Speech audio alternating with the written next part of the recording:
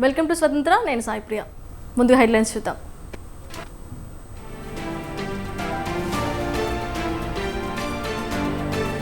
Vijayawada Jagdalpur highway విషయంలో మార్పులు.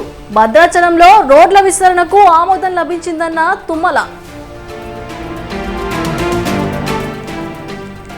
July 1 నుంచి కాకినాడ జిల్లాలో పవన్ టూర్. 3 రోజుల పాటు పర్యటించనున్న డిప్యూటీ సీఎం.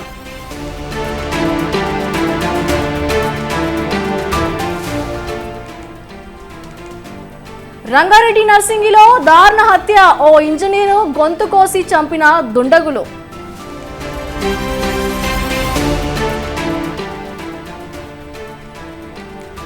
లిక్కర్ కేసులో ముగిసిన ఢిల్లీ సీఎం కస్టడీ. కేజ్రీవాల్ ను కోర్టులో హాజరుపరిచిన సిబిఐ.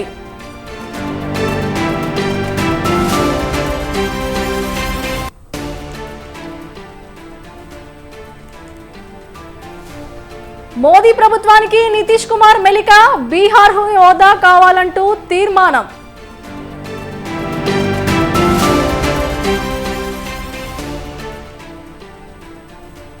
ఫైనల్ 4 కి రెడీ అయిన భారత్. సౌత్ ఆఫ్రికా బార్బడోస్ వేదికగా రాత్రి 8 గంటలకు మ్యాచ్.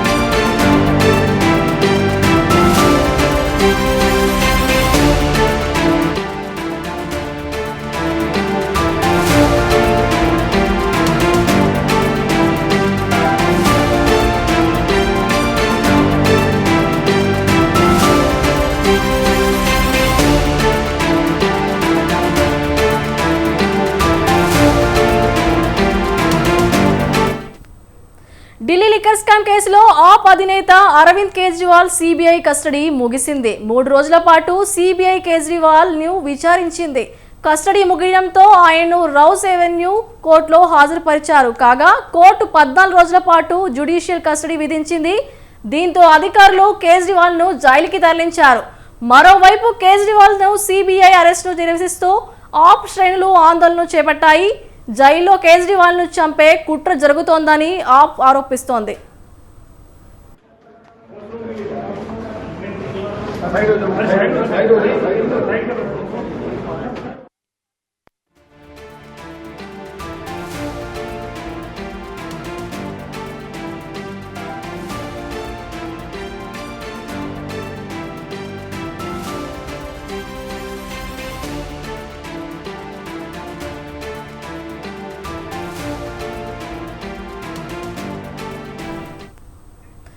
ఢిల్లీ లిక్కర్ స్కామ్ కేసులో ఆప్ అధినేత అరవింద్ కేజ్రీవాల్ సిబిఐ కస్టడీ ముగిసింది. 3 రోజుల పాటు సిబిఐ కేజ్రీవాల్ ను విచారించింది.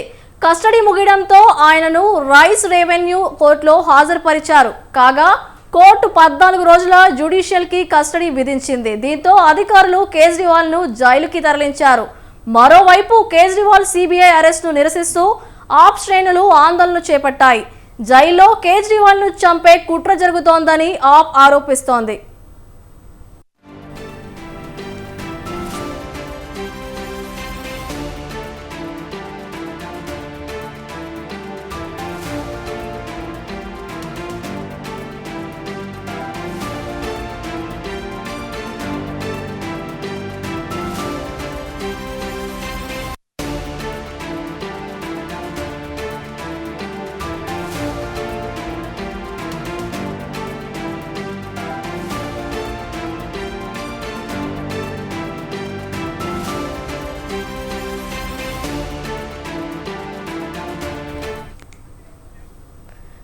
ఢిల్లీ లిక్కర్ స్కామ్ కేసులో ఆప్ అధినేత అరవింద్ కేజ్రీవాల్ సిబిఐ కస్టడీ ముగిసింది. 3 రోజుల పాటు సిబిఐ కేజ్రీవాల్ ని విచారించింది. కస్టడీ ముగియడంతో ఆయనను రౌస్ ఎవెన్యూ కోర్టులో హాజరుపరిచారు. కాగా కోర్టు 14 రోజుల జ్యుడిషియల్ కస్టడీ విధించింది. దీంతో అధికారులు కేజ్రీవాల్ ను జైలుకి తరలించారు. మరోవైపు కేజ్రీవాల్ సిబిఐ అరెస్టు నిరసిస్తూ ఆప్ శ్రేణులు ఆందోళనలు చేపట్టాయి. జైల్లో కేజ్రీవాల్ ని చంపే కుట్ర జరుగుతోందని ఆప్ ఆరోపిస్తోంది.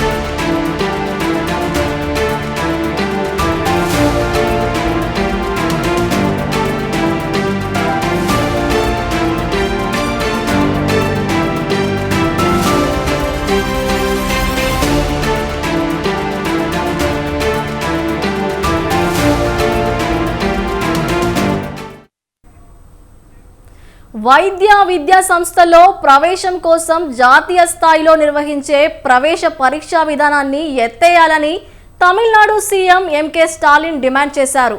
ప్రధాని మోడీ, రాహుల్ గాంధీతో పాటు 8 రాష్ట్రాల సీఎంలకు ఆయన లేఖలు రాశారు.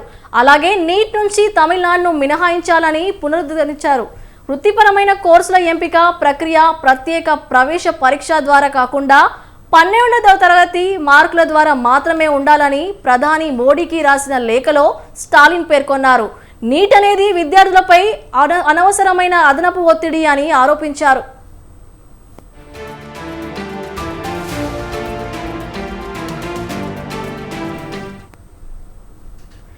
ఈ ఎంపిక ప్రక్రియను తొలగించాల్సిన అవసరంపై ఇతర రాష్ట్రాలు కూడా తమ అభిప్రాయాలను వ్యక్తం చేస్తున్నాయని ప్రధానికి రాసిన లేఖలో ప్రస్తావించారు. నీట్ నుంచి తమిళనాడును మినహాయించాలని, 12వ తరగతి మార్కుల ఆధారంగా మెడికల్ అడ్మిషన్ల కోసం అసెంబ్లీలో ఏకగ్రీవంగా బిల్లును ఆమోదించినట్లు సీఎం స్టాలిన్ తెలిపారు.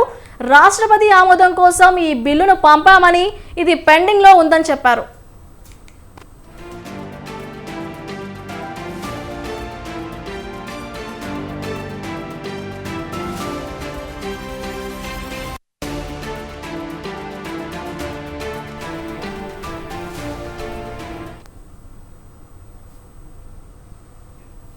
మరోవైపు నీట్ రద్దు కోసం అసెంబ్లీలో ఇదే విధమైన తీర్మానాన్ని ఆమోదించడాన్ని పరిశీలించాలని 8 రాష్ట్రాల సీఎంలకు స్టాలిన్ సూచించారు.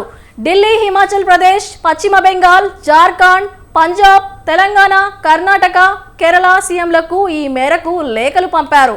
నీట్ మినహాయింపు కోసం తమిళనాడు చేస్తున్న డిమాండ్ను మద్దతు ఇవ్వాలని కోరుతూ లోక్సభలో ప్రతిపక్ష నేత రాహుల్ గాంధీకి కూడా స్టాలిన్ లేఖ రాశారు.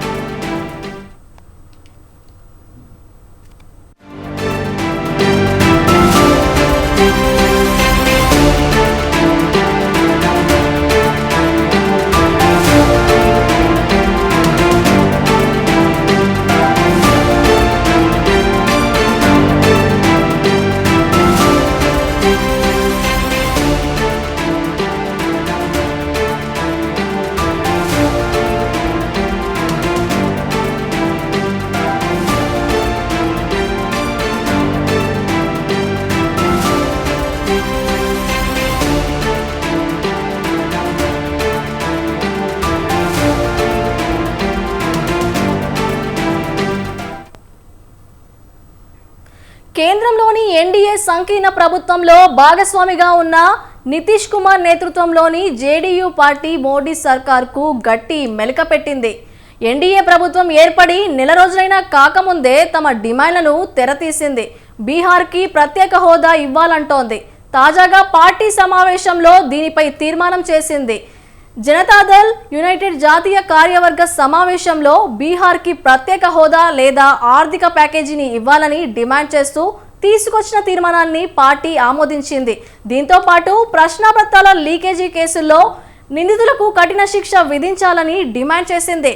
పరీక్షల్లో అక్రమాలను నివారించేందుకు పార్లమెంటులో ప్రత్యేక కఠిన చట్టం చేయాలని కోరింది.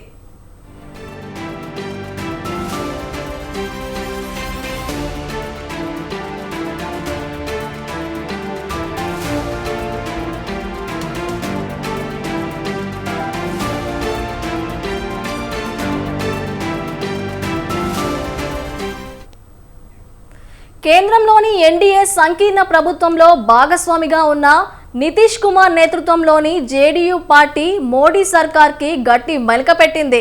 ఎన్డీఏ ప్రభుత్వం ఏర్పడి నెల రోజులైనా కాకముందే తమ డిమాండ్లను తెరతీసింది. బీహార్కి ప్రత్యేక హోదా ఇవ్వాలంటోంది. తాజాగా పార్టీ సమావేశంలో దీనిపై తీర్మానం చేసింది.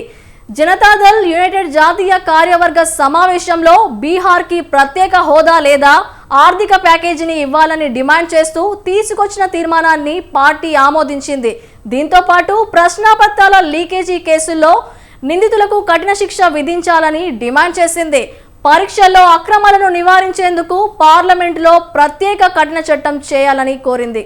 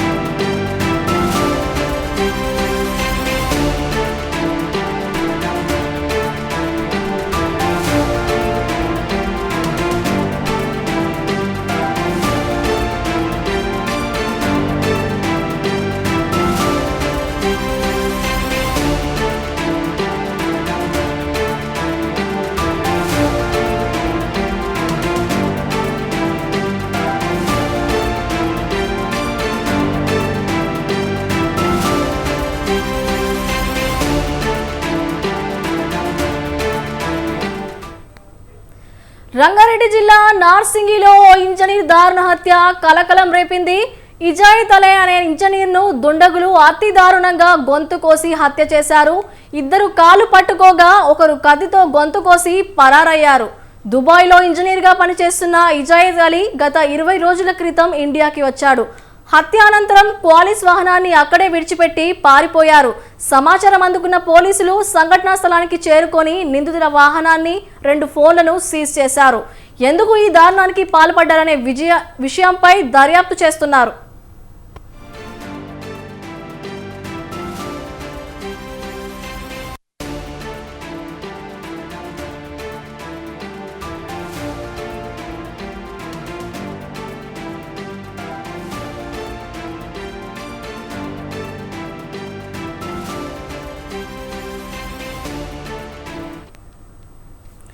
రంగారెడ్డి జిల్లా నార్సింగిలో ఇంజనీర్ దారుణ హత్య కలకలం రేపింది. ఇజాయిత్ అలే అనే ఇంజనీర్ను దుండగులు అతి దారుణంగా గొంతు కోసి హత్య చేశారు. ఇద్దరు కాళ్ళు పట్టుకోగా ఒకరు కత్తితో గొంతు కోసి పరారయ్యారు. దుబాయ్లో ఇంజనీర్గా పనిచేస్తున్న ఇజాయిత్ అలీ గత 20 రోజుల క్రితం ఇండియాకి వచ్చాడు. హత్య అనంతరం పోలీస్ వాహనాన్ని అక్కడే విడిచిపెట్టి పారిపోయారు. సమాచారం అందుకున్న పోలీసులు సంఘటనా స్థలానికి చేరుకొని నిందితుల వాహనాన్ని 2 ఫోన్లను సీజ్ చేశారు. ఎందుకు ఈ దారుణానికి పాల్పడ్డారనే విషయంపై దర్యాప్తు చేస్తున్నారు.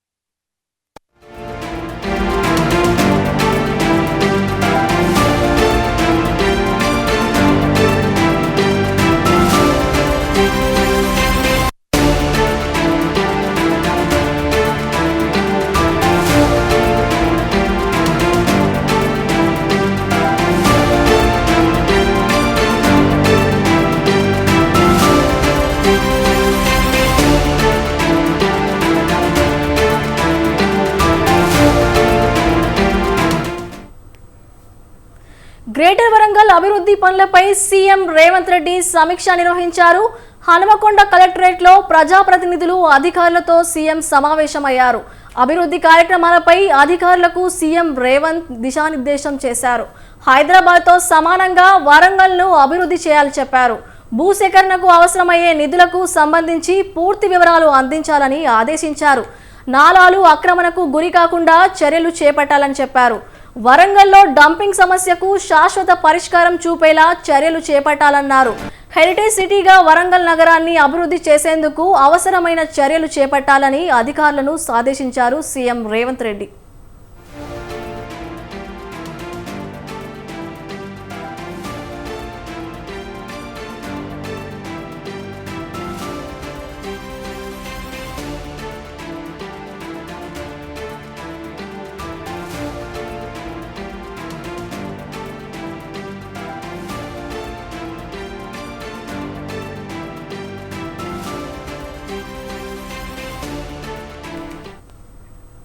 గ్రేటర్ వరంగల్ అభివృద్ధి పనులపై సీఎం రేవంత్ రెడ్డి సమీక్ష నిర్వహించారు.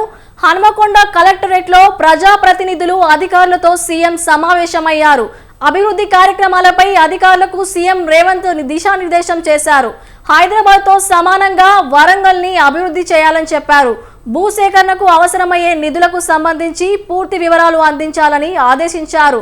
నాలాలు ఆక్రమణకి గురి కాకుండా చర్యలు చేపట్టాలన్నారు. వరంగల్లో డంపింగ్ సమస్యకు శాశ్వత పరిష్కారం చూపేలా చర్యలు చేపట్టాలన్నారు. హెరిటేజ్ సిటీగా వరంగల్ నగరాన్ని అభివృద్ధి చేసేందుకు అవసరమైన చర్యలు చేపట్టాలని అధికారులకు ఆదేశించారు సీఎం రేవంత్.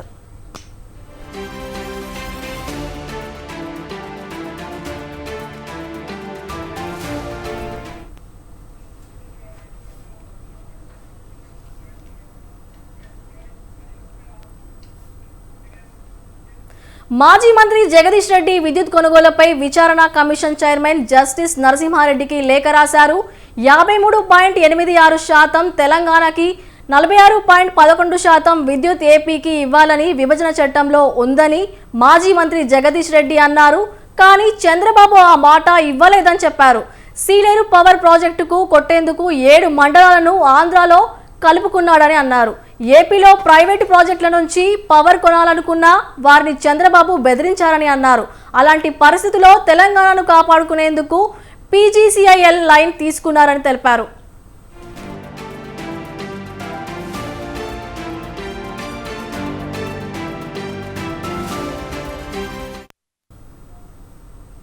మనకి ఇవ్వాలి 53% పైన 53.86% మనకి ఇవ్వాలని, 53.89% మనకు, 46.11% ఆంధ్రప్రదేశ్కి ఇవ్వాలని చెప్పే చట్టంలో ఉన్నప్పటికీ కూడా, కేంద్రం చేసిన రీఆర్గనైజేషన్ చట్టంలో ఉన్నప్పటికీ కూడా చంద్రబాబు నాయుడు గారు ఆ కరెంటు మనకి ఇవ్వకపోగా, సీలేరు ఏదైతే మనకు వచ్చిందో పవర్ ప్రాజెక్టు ఆ 7 మండలాలలో కేవలం ఆ సీలేరు పవర్ ప్రాజెక్టును కొట్టేయడానికి 7 మండలాలు తీసుకొని ఏ రకంగా అయితే మనం కుట్ర జరుగుతుందో, అదే సందర్భంలో ఆంధ్రప్రదేశ్ ప్రాంతంలో ఉన్న ప్రైవేట్ కంపెనీల నుంచి విద్యుత్ కొందామంటే కూడా వాళ్ళని కూడా పిలిచి భయపెట్టించి తెలంగాణకు అమ్మొద్దు అని చెప్పి విద్యుత్ విషయంలో తెలంగాణను చక్రబంధంలో ఇరికేయాలన్న ఒక కుట్ర అక్కడి నుంచి జరుగుతుందో, మరి అటువంటి సందర్భంలో ఈ పీజీసీఎల్ లైన్ను కూడా ఏమాత్రం ఆలస్యం జరిగినా మనకు లేకుండా, అవసరం లేకున్నా పక్క రాష్ట్ర ప్రభుత్వం బుక్ చేసుకునే పరిస్థితిలో ఉంది. మరి అటువంటి పరిస్థితులలో తెలంగాణను కాపాడుకోవడం కొరకు, తెలంగాణను అభివృద్ధి చేసుకోవడం కొరకు విద్యుత్తే ముఖ్యం కాబట్టి ఆ పీజీసీఎల్ నిబంధనలలో ఉన్నది మొదటిది ఫస్ట్ కమ్ ఫస్ట్ సర్వ్, ఎవరు మొదలొస్తే వాళ్ళకి మొదలు ఇస్తామన్నది. దాన్ని దృష్టిలో పెట్టుకునే ఆనాడు రాష్ట్ర ప్రభుత్వం మా విద్యుత్ అధికారులు వెంటనే పీజీసీఎల్ లైన్ను బుక్ చేసుకోవడం. ఛత్తీస్గఢ్ నుంచి తీసుకున్న సమయంలోనే సింహాద్రి నుంచి కూడా విద్యుత్ కొనుగోలు చేశామని జగదీష్ రెడ్డి తెలిపారు. తమిళనాడు, కర్ణాటక రాష్ట్రాలు కూడా పీపీఏ చేసుకున్నాయని గుర్తు చేశారు. ఆ సమయంలో ₹3.90 ఎక్కడా తక్కువ విద్యుత్ లేదని చెప్పారు. ఇప్పుడు గత ప్రభుత్వంపై చేస్తున్న ఆరోపణలన్నీ తప్పుడు ఆరోపణలు అని అన్నారు. విద్యుత్ ₹3.90 ఏదైతే పడిందో అదే సమయంలో సింహాద్రి నుంచి వెళ్ళి కూడా మనం తీసుకున్నాం. అది కూడా నా పీపీఏ మోడ్లోనే, ఎన్టీపీసీది, దానికి ₹4.33 పడింది. తమిళనాడు, కర్ణాటక రాష్ట్రాలు కూడా అదే సందర్భంలో పీపీఎల్ చేసుకునే వారికి ₹4.94 పడింది. ఆ సమయానికి ₹3.90 కంటే ఒక్క పైసా తక్కువతోనూ కూడా ఈ దేశంలో ఎక్కడ కూడా అగ్రిమెంట్లు కాలేదు, ప్రత్యేకించి సదరన్ స్టేట్స్లో. ఎవరిని ఆరోపణ చేసేవాడు మీరు 3.90 కొన్నారు, ఇగో పక్కన 3.80కి వచ్చింది, 3.50కి వచ్చింది, లేదా 3.89కి వచ్చింది, ఒక పైసా తక్కువైందని చూపించాలి ఏదైనా ఆధారం. ఊరికైనా కేసీఆర్ గారి పైన బురద చల్దామని, ఇది కేవలం తెలంగాణ అభివృద్ధిని ఓర్వలేని వాళ్ళు చేసిన కుట్రలో భాగం తప్ప ఇంకోటి కాదు. ఏపీలో పింఛన్ల పంపిణీపై ప్రభుత్వ ప్రధాన కార్యదర్శి నీరబ్ కుమార్ జిల్లా కలెక్టర్తో వీడియో కాన్ఫరెన్స్ నిర్వహించారు. జూలై 1న 65,18,496 మందికి సంబంధించిన పింఛన్ నిధులు విడుదల చేశామని తెలిపారు. పింఛన్ పంపిణీ ప్రక్రియను జిల్లా కలెక్టర్లు గంటకు పర్యవేక్షించాలని ఆదేశించారు.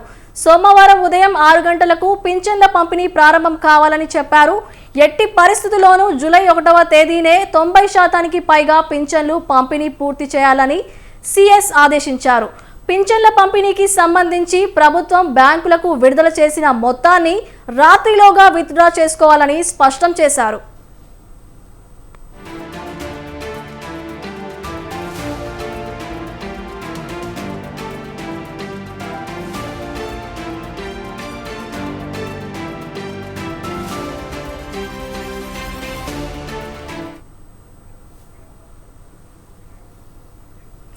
ఆదిలాబాద్ మాజీ ఎంపీ రమేష్ రాథోడ్ కన్నుమూశారు. శుక్రవారం అర్ధరాత్రి ఊట్నూరులోని తన నివాసంలో తీవ్ర అస్వస్థతకు గురయ్యారు.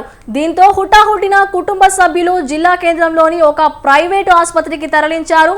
పరిస్థితి విషమించడంతో మెరుగైన వైద్యం కోసం హైదరాబాద్కి తరలించాలని వైద్యులు సూచించారు.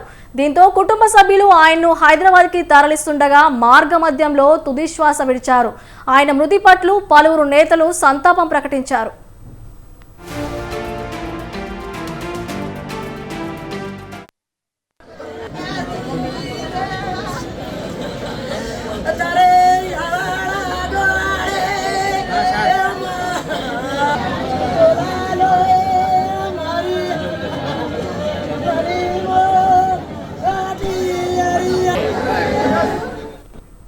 లోక్సభ ఎన్నికల ముందు కాంగ్రెస్ పార్టీకి గుడ్ బై చెప్పిన రమేష్ రాథోడ్ బీజేపీలో చేరారు. రమేష్ రాథోడ్ 2009లో ఆదిలాబాద్ పార్లమెంట్ స్థానం నుంచి లోక్సభకి ఎన్నికయ్యారు. 2018లో ఖానాపూర్ అసెంబ్లీ నియోజకవర్గానికి పోటీ చేసి ఓడిపోయారు. రమేష్ రాథోడ్ అట్టడుగు స్థాయి నుంచి రాజకీయవేత్తగా ఎదిగారు. 1999లో ఖానాపూర్ అసెంబ్లీ స్థానం నుండి ఉమ్మడి ఆంధ్రప్రదేశ్ రాష్ట్ర శాసనసభకి ఎన్నికయ్యారు. 2006 నుంచి 2009 మధ్య కాలంలో ఆదిలాబాద్ జిల్లా పరిషత్ చైర్మన్ గా బాధ్యతలు నిర్వహించారు. ఆయన భార్య సుమన్ రాథోడ్ ఖానాపూర్ అసెంబ్లీ స్థానానికి 2009 నుంచి 2014 ఎమ్మెల్యేగా ప్రాతినిధ్యం వహించారు. అనంతరం ఖానాపూర్ అసెంబ్లీ నుండి ఎమ్మెల్యేగా ఎన్నికయ్యారు రమేష్ రాథోడ్. 2018 తెలంగాణ అసెంబ్లీ ఎన్నికల్లో కాంగ్రెస్ పార్టీ నుంచి పోటీ చేశారు. జూన్ 2021లో ఈటెల రాజేందర్తో పాటు భారతీయ జనతా పార్టీలో చేరారు.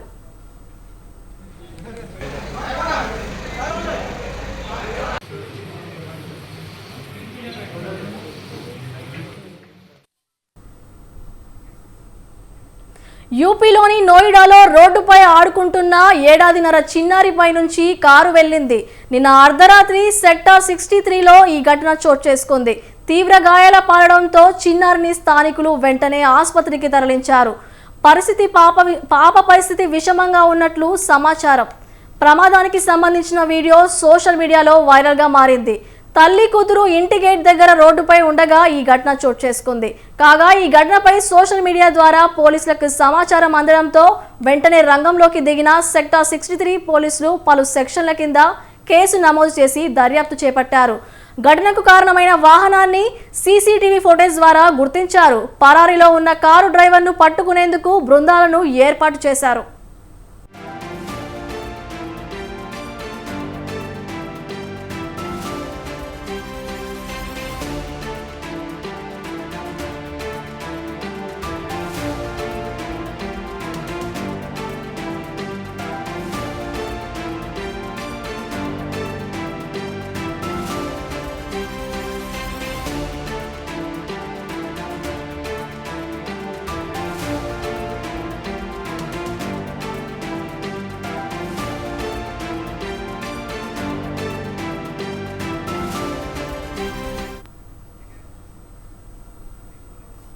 సో ఇవి ఇప్పటివరకు ఉన్న అప్డేట్స్. Stay tuned.